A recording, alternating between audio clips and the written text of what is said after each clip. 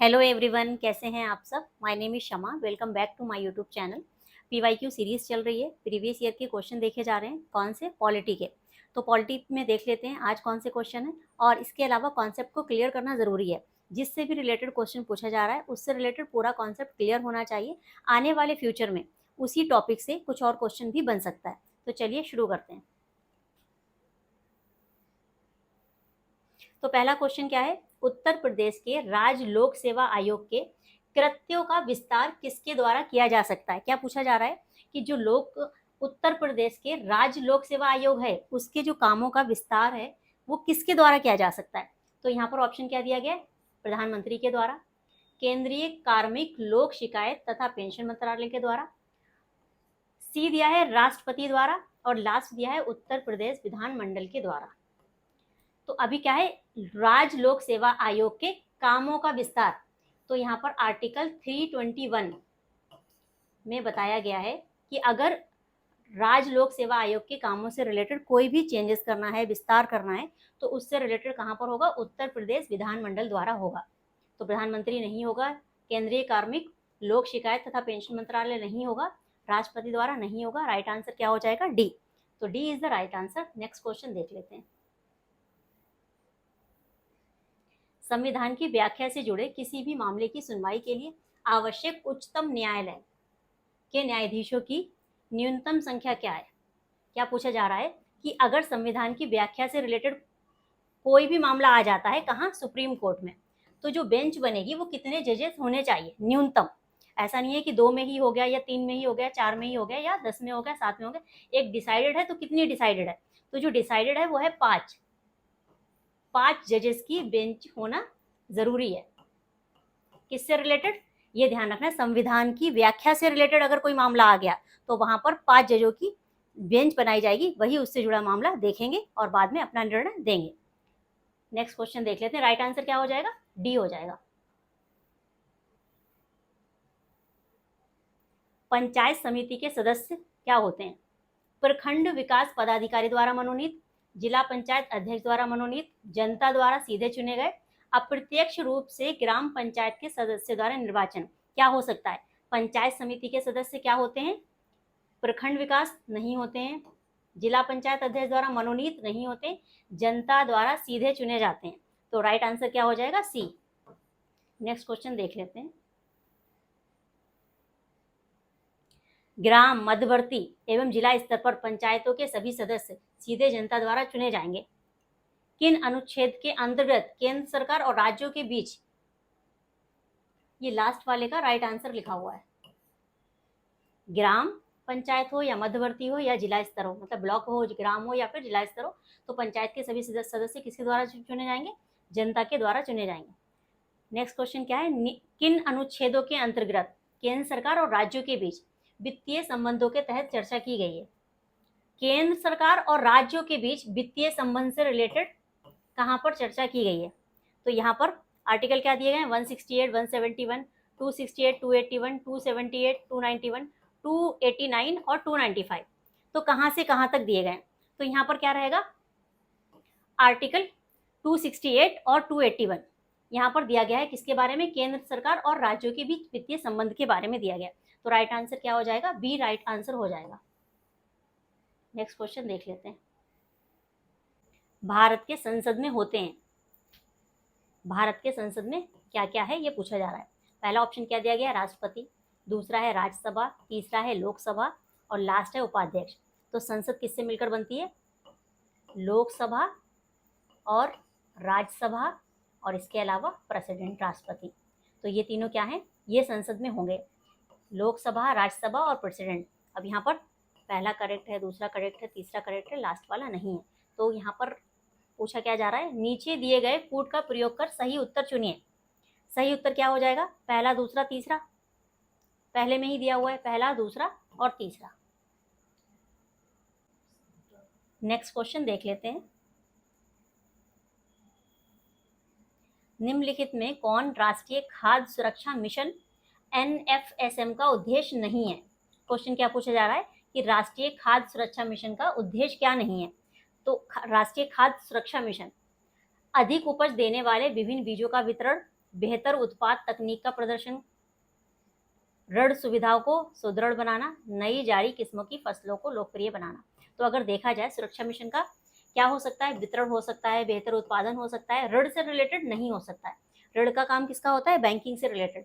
तो यहाँ पर क्या है, नई जारी किस्मों की फसलों को लोकप्रिय बनाना। ये तो क्या पूछा जा रहा है, क्या नहीं है, तो नहीं क्या हो जाएगा, ऋण सुविधाओं को सुदृढ़ बनाना। राइट आंसर सी हो जाएगा। नेक्स्ट क्वेश्चन देख लेते हैं।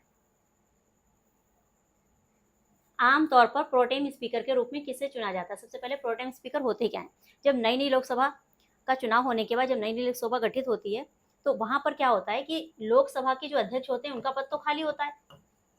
जो लोकसभा के अध्यक्ष होते हैं उनका पद क्या होता है, खाली होता है। अब प्रोटेम स्पीकर किसको बनाया जाता है, लोकसभा के जो सबसे सीनियर होंगे, सबसे वरिष्ठ होंगे सदस्य, जो चुनकर आए हैं और सबसे वरिष्ठ सदस्य हैं, उनको क्या बनाया जाएगा, प्रोटेम स्पीकर बनाया जाएगा।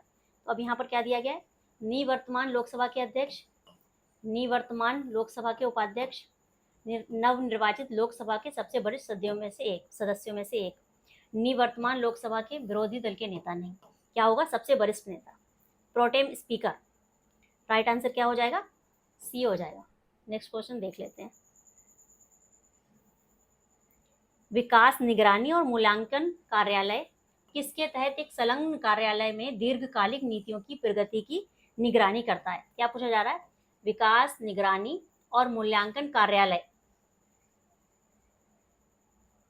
किसके तहत संलग्न कार्यालय के दीर्घकालिक नीतियों की प्रगति की निगरानी करता है। पहला क्या है, प्रधानमंत्री कार्यालय, दूसरा क्या है, गृह मंत्रालय, तीसरा क्या है, कैबिनेट सचिवालय, नीति आयोग। कब गठन हुआ था, विकास निगरानी और मूल्यांकन कार्यालय 2015 में और सितंबर 2015 में। इसके अलावा जो नीति आयोग है, इसका पहले नाम क्या था, इसका पहले नाम था योजना आयोग और बाद में बदलकर क्या कर दिया गया, नीति आयोग कर दिया गया। अब आपको यहाँ पर ये बताना है, क्वेश्चन ऑफ द डे ये है कि आपको बताना है कि अभी नीति आयोग के जो उपाध्यक्ष हैं और अध्यक्ष हैं उनका नाम क्या है। नेक्स्ट क्वेश्चन देख लेते हैं। राइट आंसर यहाँ पर क्या था, डी।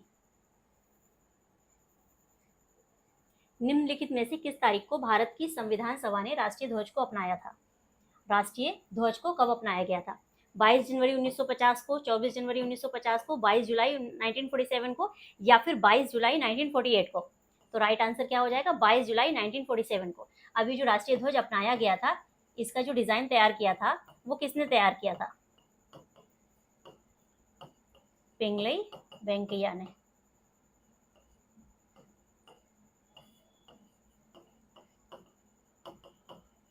इसका डिजाइन तैयार किया था।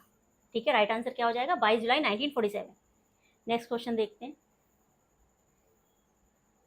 संविधान की प्रस्तावना की कानूनी वैधानिक प्रकृति क्या है। क्या पूछा जा रहा है कि भारतीय संविधान की प्रस्तावना जो है, प्रियम्बल जिसे बोलते हैं, उद्देशिका जिसे बोलते हैं, कि कानूनी या वैधानिक प्रकृति क्या है।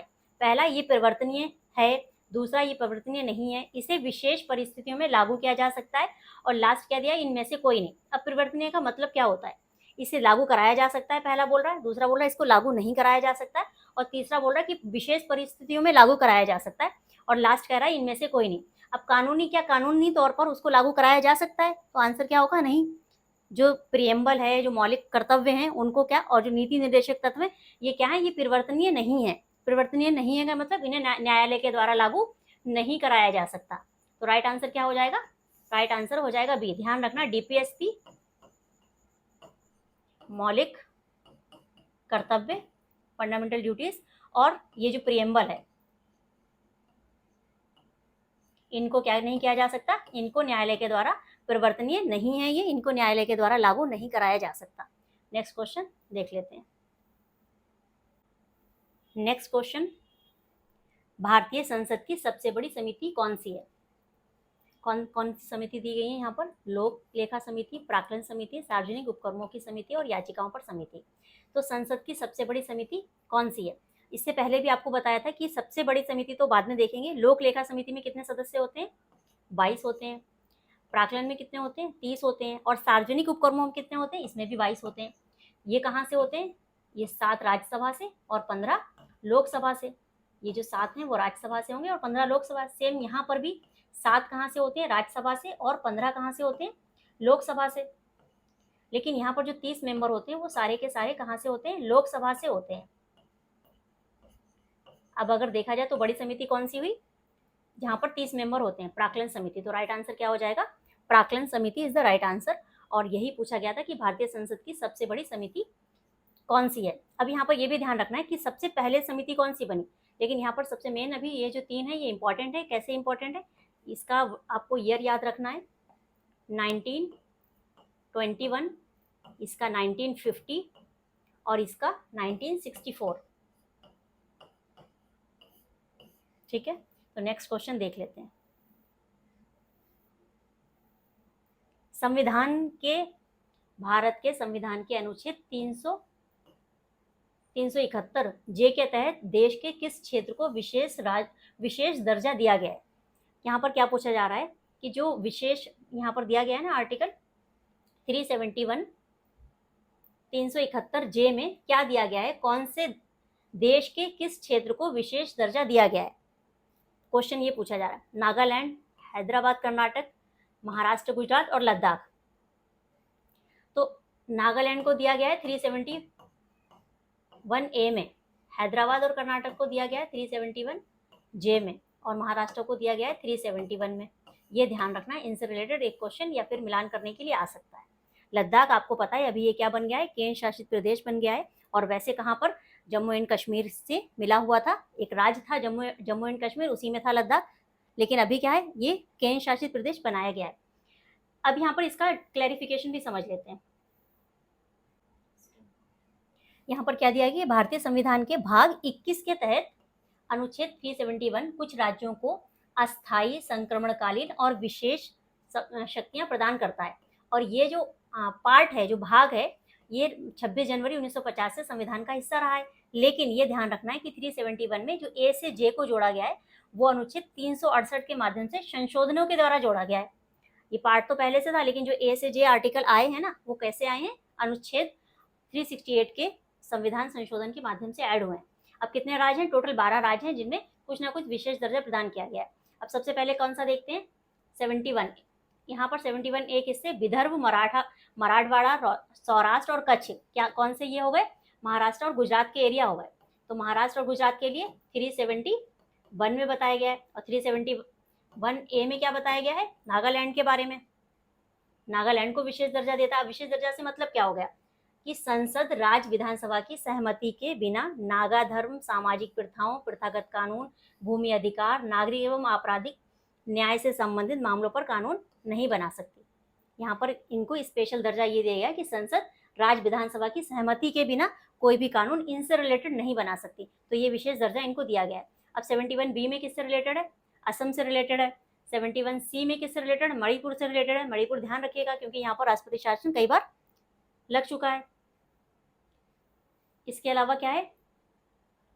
371 DE ये आंध्र प्रदेश और तेलंगाना से रिलेटेड है। ये यहाँ पर क्या करता है कि ये विभिन्न हिस्सों को सार्वजनिक रोजगार और शिक्षा के समान अवसर तथा सुविधाएं प्रदान करने के लिए आदेश पारित कर सकते हैं। अब यहाँ पर 37F ये किससे रिलेटेड है? ये सिक्किम से रिलेटेड है। 37G मिजोरम से रिलेटेड है। और 37H कानून और व्यवस्था के संबंध में कहाँ से? अरुणाचल प्रदेश से। और 37I गोवा, 37J हैदराबाद और कर्नाटक। क्वेश्चन में क्या पूछा जा रहा था? यही पूछा जा रहा था 371J। और इससे पहले आपको ये भी ध्यान रखना है नागालैंड और यहाँ पर मिजोरम, ये भी आपको ध्यान रखना है। मिजोरम 371G। इसी के साथ आज की क्लास को यहीं पर क्लोज करते हैं। Thank you so much.